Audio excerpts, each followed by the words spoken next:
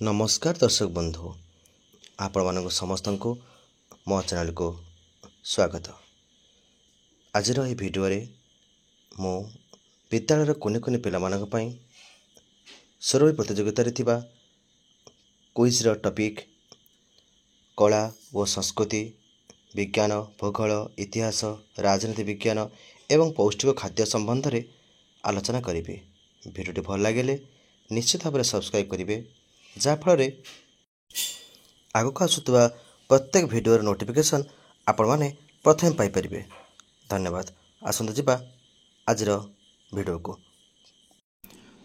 आज प्रथम प्रश्न नंबर 1 ओडिया भाषार आधिकारिक स्थान केउठी? ओडिया भाषार आधिकारिक स्थान केउठी? यार सठिक उत्तरटी होची ओडिशा।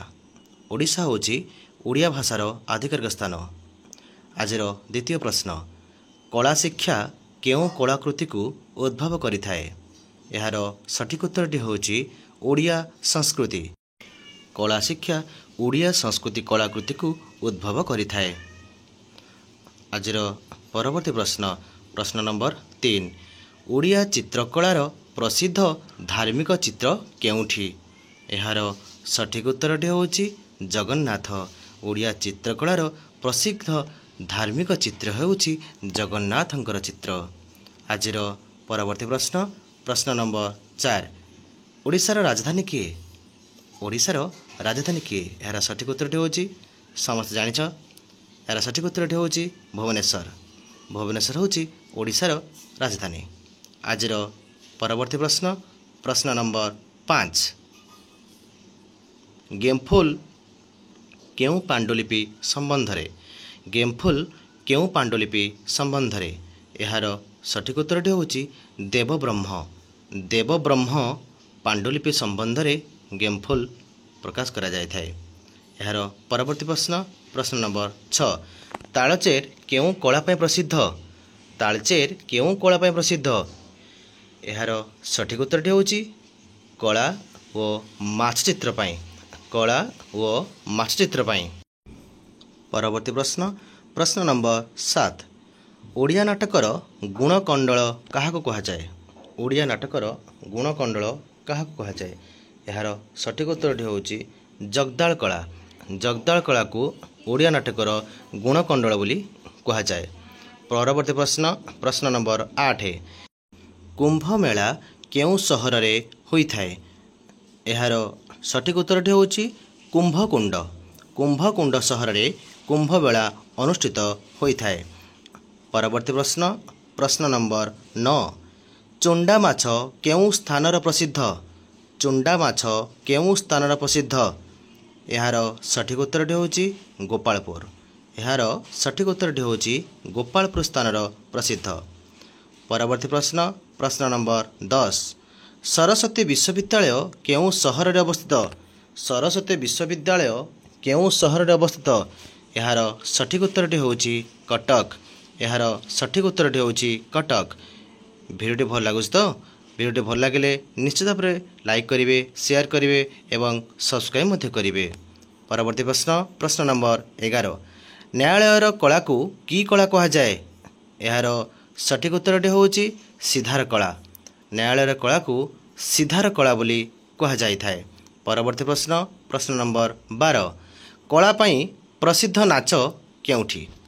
कला पई प्रसिद्ध नाच केउं नाच बा केउठी? यार सठिक उत्तरटी होची संबलपुरी। संबलपुरी नाच कला पई प्रसिद्ध नाच। परवर्ती प्रश्न नंबर 13 कोणार्क चंदन गंध कहा पई प्रसिद्ध?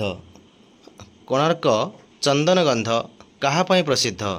यार सठिक उत्तरटी होची समुद्र। परवर्ती प्रश्न देवी चामुंडी केउं स्थानर प्रसिद्ध देवी? देवी चामुंडी केउं स्थानर प्रसिद्ध देवी? यार सठिक उत्तरटी होची खोर्धा। खोर्धा रे देवी चामुंडी प्रसिद्ध देवी। परवर्ती प्रश्न नंबर 15 ओडिया गीतर प्राचीन लेखक किए? ओडिया गीतर प्राचीन लेखक किए? यार सठिक उत्तरटी होची बालकृष्ण। बालकृष्ण ओडिया गीतर प्राचीन लेखक अटंती। परवर्ती प्रश्न प्रश्न नंबर 16 तालदेवी केउं कलारे कहुए तालदेवी केउं कलारे कहुए यार सठिक उत्तर होची संबलपुरी कला संबलपुरी कला। प्रश्न नंबर 17 कृत्तिका कला कहाँ प्रसिद्ध कृत्तिका कला कहाँ प्रसिद्ध यार सठिक उत्तर होची गंधर्व कला गंधर्व कला यह प्रसिद्ध।